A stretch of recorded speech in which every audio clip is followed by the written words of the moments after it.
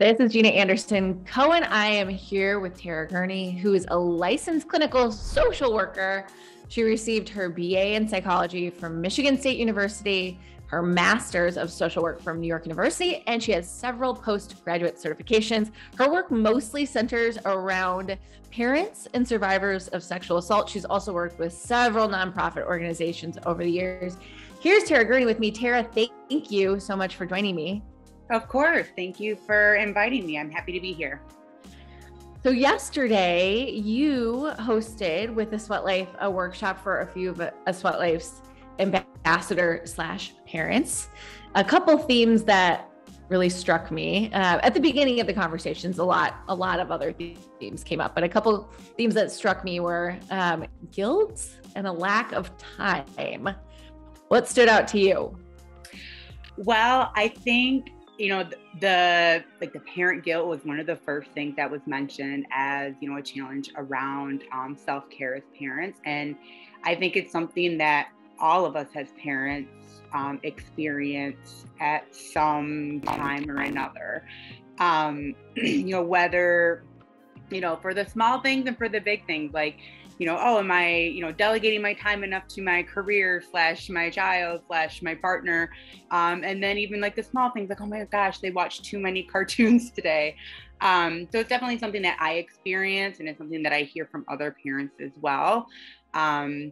So it's definitely, it's universal. And I don't know that, one workshop is going to make all of that feeling go away, but I think it's just great to be able to commiserate with other parents and, validate validate the feelings that we have. Yeah. And we're going to be spending a lot of this conversation on the mental and emotional side of parenting, because there is there's a drain. You go through a lot, both in making the decision to be a parent and then the actual act of creating life, and then bringing that life up in this world. So let's talk first, as we go through sort of the phases of this, let's talk first about the mental side of deciding to grow a family. The decision itself, it's not a given anymore that we'll add children to our families, right? Yeah. I mean, it's not just like something that, I just know, I just have always known I want to have children. Some people do feel like that, but not everybody does. And also too, just, with, I think just this generation, like it's not just a given that we're going to have kids or we're going to have a family. There's a lot more that goes into that decision, as far as weighing career and, other obligations, et cetera. So yeah, and I just want to normalize that. Like, again, for some people, it's something that that decision comes naturally, but for others, it doesn't. Yeah. And one of the factors that you and I chatted about in making the decision, especially if it's a more difficult decision for you, is to think about the support system, right? Absolutely. When you're thinking about growing your family, it's important to really think about who is going to be your support throughout that time. You might have a partner whom you're with, you might not. But, if you do have a partner, like, what is their involvement going to be? What is that support going to look like? Do you have family or friends who are actually going to be there to help you when you need it? They're, assisting with childcare, assisting with finances, just assisting with those everyday tasks. I think, sometimes when we face a big decision like this, it's easier to say, it'll work out. We'll figure it out. Like, we'll cross that bridge when we come to it. Which I think is good to have that positive thought process. But as a decision as big as this, especially if you're, really going back and forth, one piece to really think about is what that support system looks like and what are the things that you can put in place before, bringing a child into your family. Yeah, I know I was reading Anne Helen Peterson's work around this topic specifically. If you're not familiar with her as a listener, I'll link to her in the show notes. But she talks specifically about systems of care. And there were a lot of women within her community of readers who said something along the lines of, like, they assumed that their parents would be there for them, or that their parents would help with care. And then when it actually came down to it, their parents weren't, because they never had the conversation with their parents about would they support them, or how would they chip in. What's a good way to have those conversations, Tara? Like how can you bring it up with your parents? Like, hey, can I count on you a couple days a week? You have to be really honest and straightforward, make no assumptions. And really, say, this is what I need. This is what we would need. Is that something that you could provide? Or just straight asking them, I'm thinking about, moving forward with growing my family. I would love to hear from you what your support can look like, really specifically, what could that look like? And and they may say, oh yeah, you got it. Like, we have your back. Absolutely. Great. What does having my back look like? And really kind of getting a little bit more into those details, because it is really important, because again, having your back or supporting you can look very, very different from one person to another. So really gaining an understanding of what that can look like, but be open and be honest, because at the end of the day, if you say, oh, okay, I guess that, that works out, and it really isn't going to work out, then that puts you, in a more difficult situation. Yeah. And speaking of those difficult conversations and those hard truths, this is something my husband and I are in the process of talking through. We haven't fully decided whether or not we want to have children or want to grow our family. So we're in the midst of these hard conversations of actually weighing cost benefit analysis. So talk me through what that conversation in a healthy situation can look like and should look like. Oh, sorry, I didn't catch that last part. Ryan, edit this out. Talk me through what a healthy conversation, as you're sort of weighing whether or not you want to have a family, can and should look like. Absolutely. Well, it has to, again, be very open and honest. One thing that I recommend that you can do on your own and also with your partner is, writing down a list of what are the things that are truly, truly important to you. And it's not about what you think should be important. It's not about what others, other people's expectations of what should be important. It needs to be about what you want. And maybe creating that list separately and then coming together and seeing what those lists look like. Are there overlap? Are there gaps? And the biggest piece of advice I can provide here is just being incredibly truthful with yourself, being your very true, authentic self. Like, what is truly important to you? What are your values? What are the things that really make you happy and bring you joy? It might not be easy to see these things. It might be a little difficult because, again, it might not align with what you think you should want or what others should think that you want. But at the end of the day, this is your life and your family, and you don't want to base that on the happiness or pleasing of other people. And if you do have a partner in parenting and you're comparing those lists, there might be some big differences, and that can be pretty difficult as well. And that's a really good starting point to having these really difficult conversations. Again, where are you overlapping and where there are gaps there. Yeah, and to acknowledge too, there might be a number of different kinds of structures of this decision too. Like you may be, for example, a single human who is interested in growing a family without a partner. You might be in a gay relationship and you might be interested in growing your family, which might look totally different than the conversations too. But the values are still an incredible place to start. Any advice on those different structures, Tara, or any way to kind of start those conversations too? You bring up a really good point, right? That, the way that your family looks is going to impact what that process is going to look like for you should you decide to move forward with having children. It could be that conversation of, what if there are some fertility challenges, how would we want to move forward? Do we want to move forward with fertility treatments, or is that something that we don't want to do? If you're in a same-sex relationship and you're wanting to grow your family, what does that look like? Is adoption the best option for you? Is surrogacy the best option for you? Whatever. So I think having those conversations as well, like, what does that process look like for you? How many children would you want to have? What does that look like? So yeah, I think, yes, comparing those values and things like that, but also what that process can look like. And just, again, being open and honest about, like, what are your hesitancies? What are your fears around that process? And just around, parenting in general, just, being very, very clear.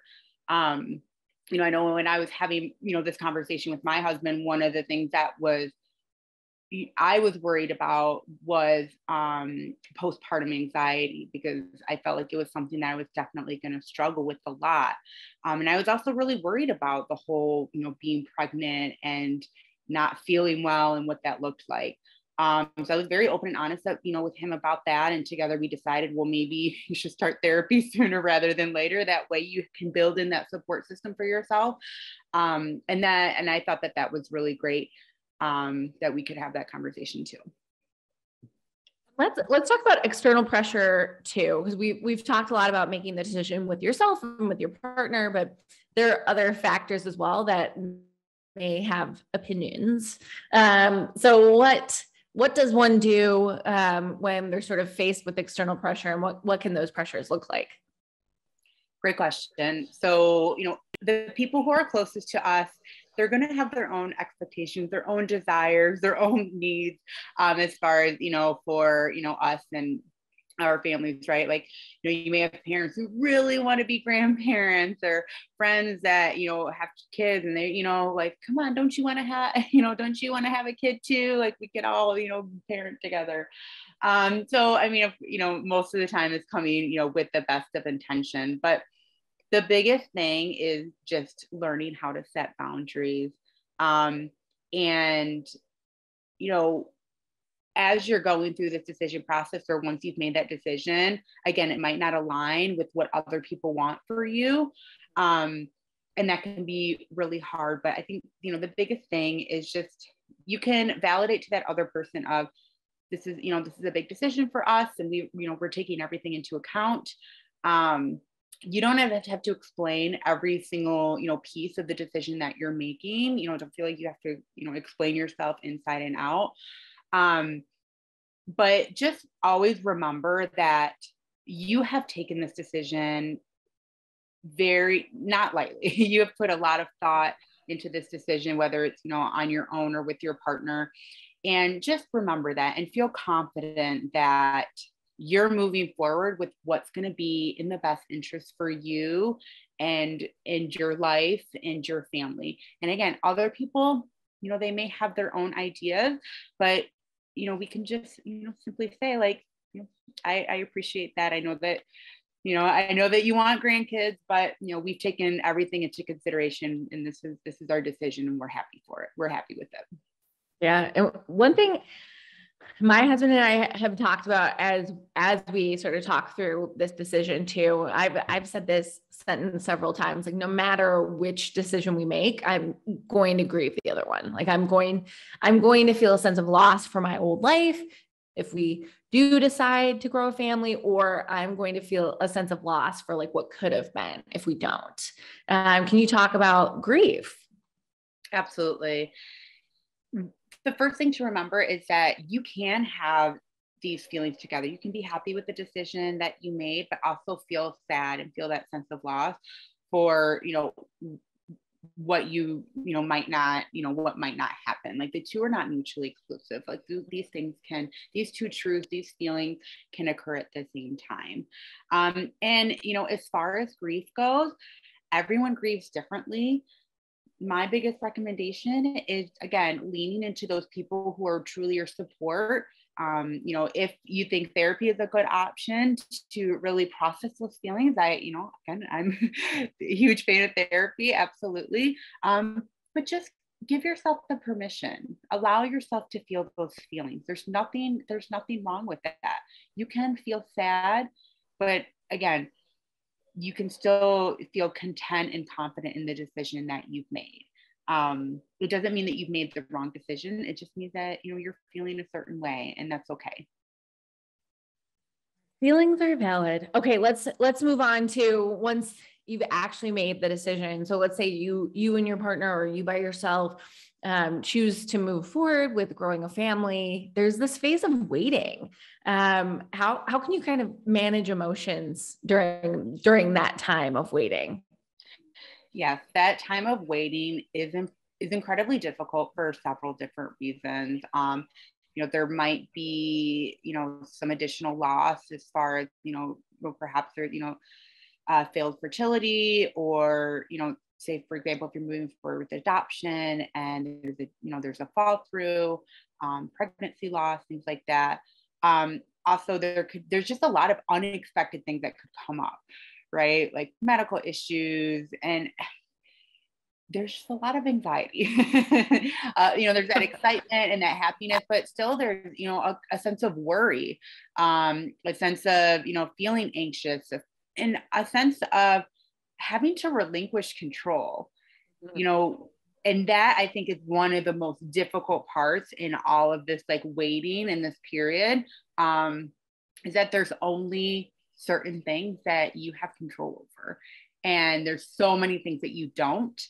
And it's hard. It's really, really, really difficult. You know, I think, you know, going through this, you know, phase of waiting and anticipation, whatever, you know, support systems that you have in your life, you know, certainly drawing on those to help cope with, you know, those feelings of anxiety or frustration, or, you know, being overwhelmed, excitement, all of those things, because they can certainly come up, because so many different situations can happen without us really realize that they can happen. Mm-hmm. And I know a lot of women go through loss during pregnancy too. And I think it's changed a lot generation to generation, how women are processing that, and they are talking about it a lot more. But what are some tools women need to have sort of at the ready if they do go through pregnancy loss? What's kind of the best next step if you do sort of encounter that? That's a great question. And I mean, it's going to be different for each person, for each situation.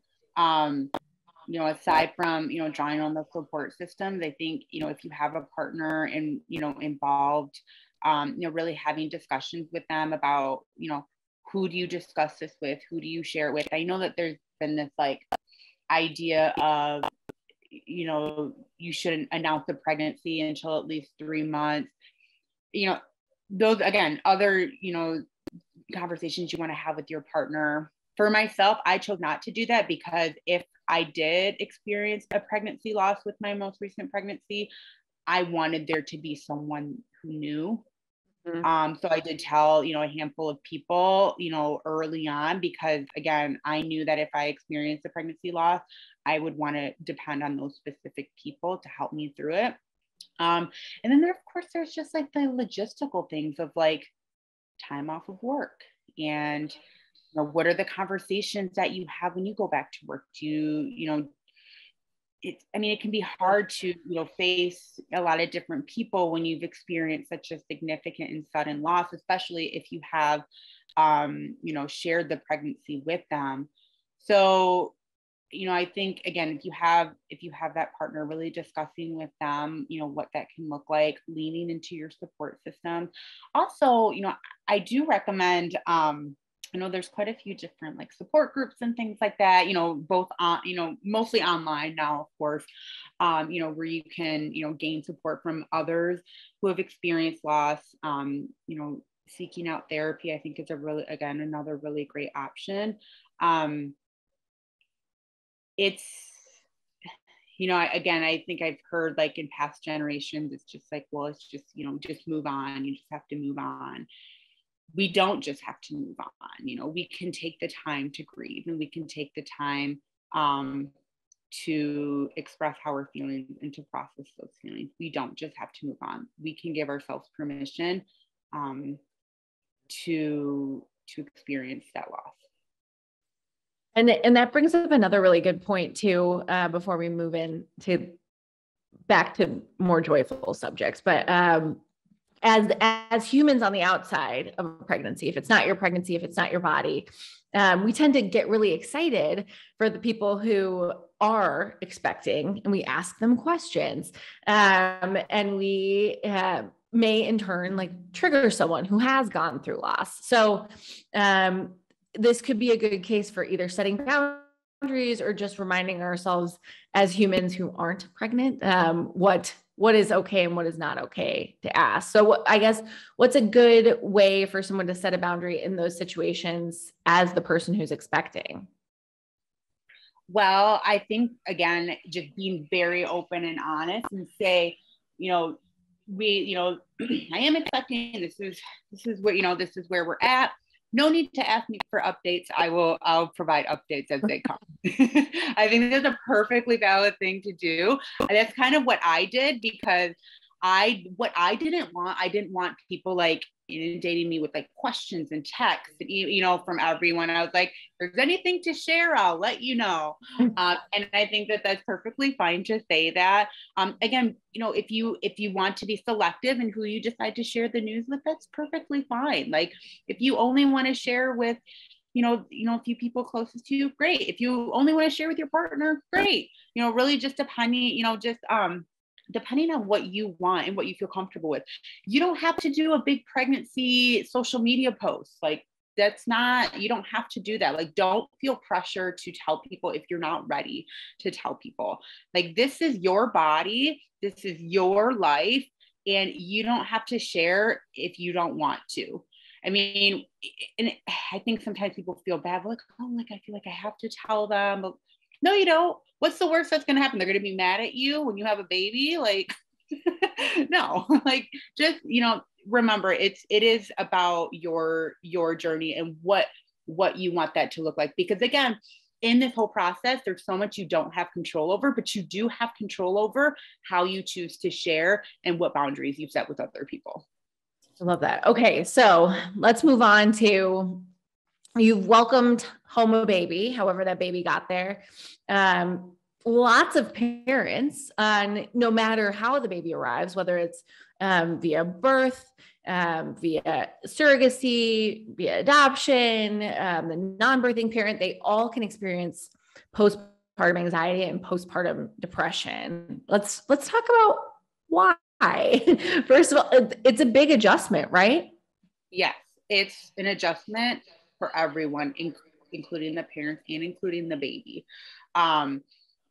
It's no matter how much you prepare, no matter how, you have all the supplies, you have all of the things, it can still be just an incredibly overwhelming, difficult transition and adjustment.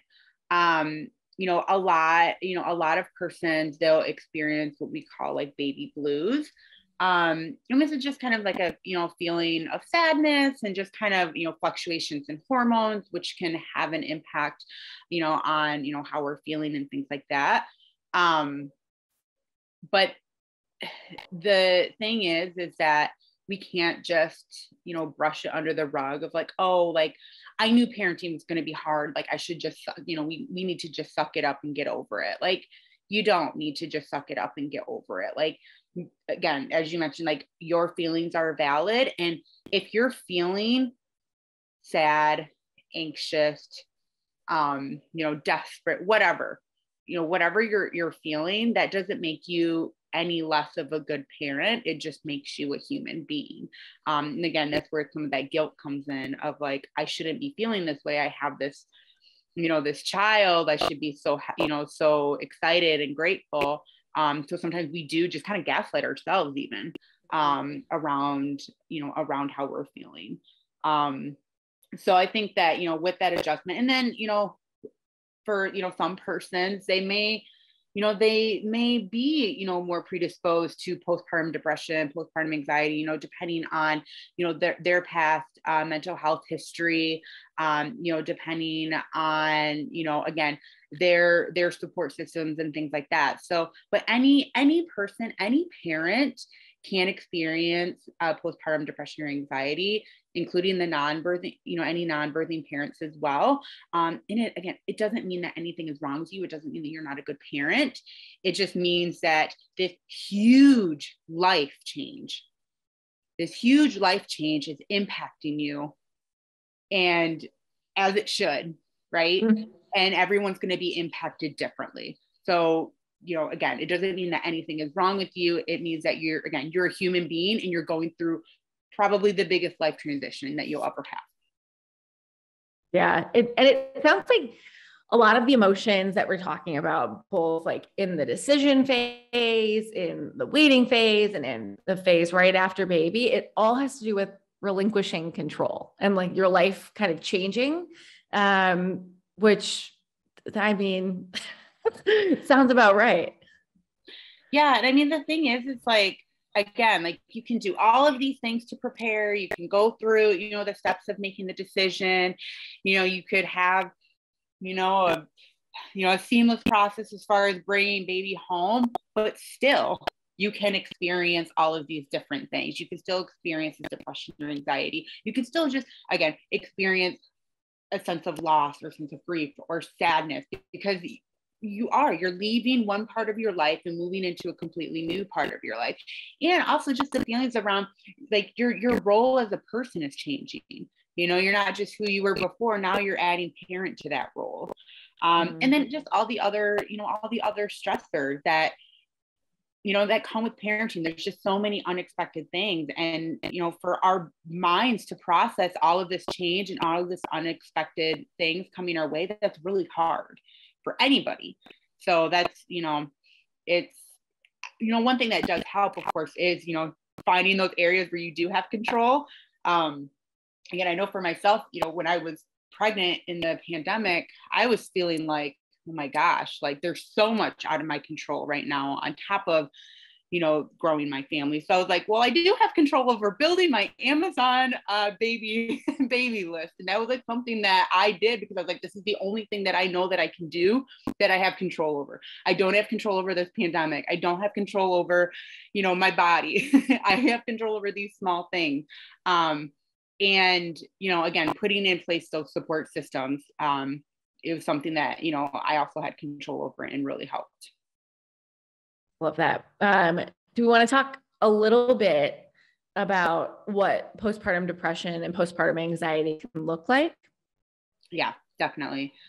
Before I jump into just like some of the symptoms, one of the, things that's going to be most important in another conversation, if you have a partner in parenting, is advocating for yourself and having that other person advocate for you.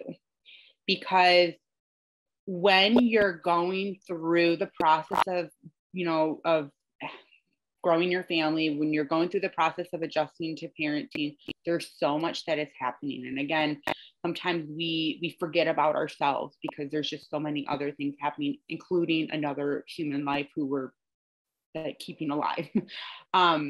So, if you have a partner in parenting, like telling them, like, if you see something, like you have to say something. Like if you see something in me that's concerning, like you need to talk to me about it, and we need to talk to, our doctor. If, you call, if say if they're coming with you on doctor's appointments or whatever, like that person needs to advocate for you. And also, advocating for yourself as well. Yes, it's important to have a healthy baby, but it's also important to have a healthy parent as well. So, as far as what, postpartum depression and anxiety can look like, some symptoms of PPD, obviously like a depressed mood, but you might see some severe mood swings, excessive crying. You might have a hard time, bonding with baby, taking care of baby. You might have a lot of difficulties with sleep, a lot of difficulties, concentrating, and your mind is just like kind of feeling all over the place. Feelings of despair and hopelessness, like feeling like nothing is going to get better. It can also include, anxiety, panic attacks, thoughts of harming yourself or your baby, recurring thoughts of suicide, intense irritability and anger, just not enjoying the things that you used to enjoy. Again, you might experience these quote baby blues, but as far as like PPD, it is a little bit more intense, but either way, it's still as important to advocate for yourself and get that support. Postpartum anxiety is a little bit different because it's almost like this very intense, constant worry that something bad is going to happen. So you are always on edge. You feel like you have this catastrophic thinking where you're always thinking that something horrible is going to happen. You might be experiencing panic attacks, nausea, dizziness, shaking, just constantly feeling agitated, constantly in this like very hyped up phase. And like, you might, have just like racing thoughts and things like that. So it is that anxiety that every person, not every person, but maybe every parent has some sort of, anxiety or worry, right? But it's really, really intense and persistent. Yeah. Man. And then treatment for those. I know that I have a lot of friends and we have anxiety, We have ambassadors who have shared that they have postpartum gone on medication to help with PPD or PPA. Can you talk through kind of treatment for that? Yes. Well, first it's that's definitely a conversation that you need to have with your doctor, your mental health provider. If you start to see some of these things, you can let your doctor know ASAP.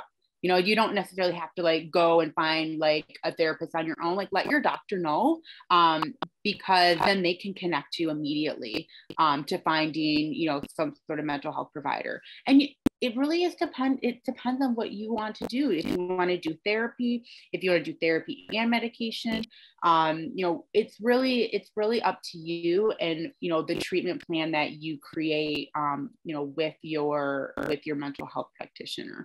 The great thing is there are a lot of options as far as what that can look like. And it's gonna depend on your comfort level. It's going to depend on, your health and, whatever seems to work best for you and your family. But I think, the biggest thing is just don't wait. Let someone know what's going on, because that way you can be connected to resources. I know that, for persons who give birth, they do the checklist at your, appointment. And typically the pediatrician's office will do like a check-in as well. But these are pretty brief. So again, don't wait for the appointment. If you're seeing some of these things, let your doctor know ASAP. Yeah.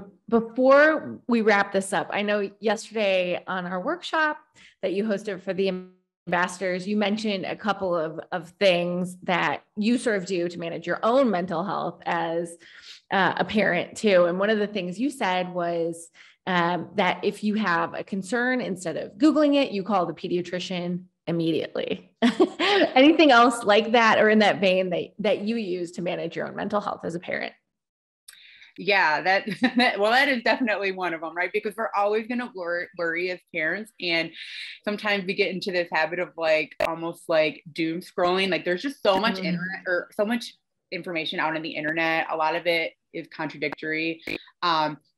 Most important, like always just seek that help. Call your pediatrician, call your doctor. Like, there's no stupid or silly thing that you're going to bring to them that they haven't already heard before. And also, when you bring those concerns forward, that's going to help you just be like, okay, all right, I have someone who's helping me out with this. This is the next step. This is, it just feels better than sitting on your phone worrying about 100 different things. A few other things that I do as far as managing, my own mental health. I do have a partner in parenting. So one of the things I do is we tag team. I tell them, I'm like, I'm tapped out. I can't. Like, I need you to do bedtime because I'm about to rip my hair out. And, doing this kind of like tag team and tapping out and just being really open and honest when we need that other person to step in has been really, really helpful. And another thing that's also helped me is just finding joy in the small things. I know that sounds a little cliche, but if there's always going to be these parts of parenting that we don't like. Like, I'm sorry when people say enjoy every moment. You don't have to enjoy every moment because not every moment is joyful. But if there are things that can, make it a little bit better, whether that's listening to a podcast or, joining your friend on a walk or, whatever it is that can help bring you a little bit of happiness, just do it. Because yes, a healthy child, a healthy baby is important, but your health matters too.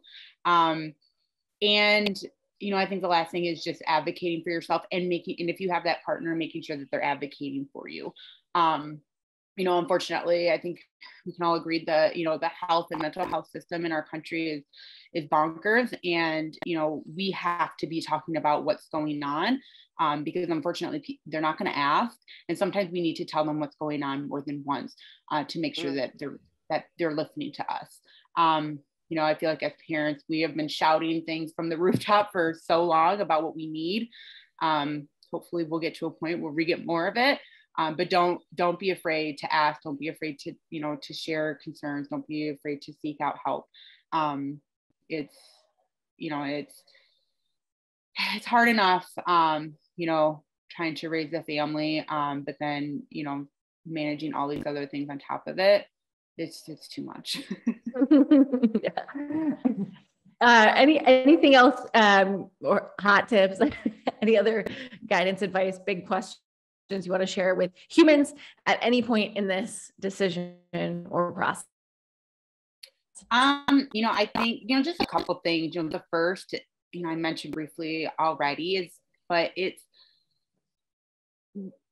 no matter what decision you make, like, just feel confident in knowing that you made that decision after, much thought, much back and forth.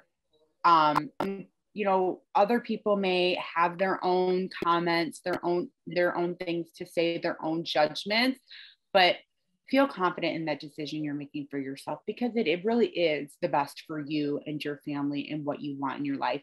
And what you want in your life isn't always going to align with other people, and that's okay. Like, no one says that you have to have children to be happy. Like, there's a lot of other things that can bring happiness.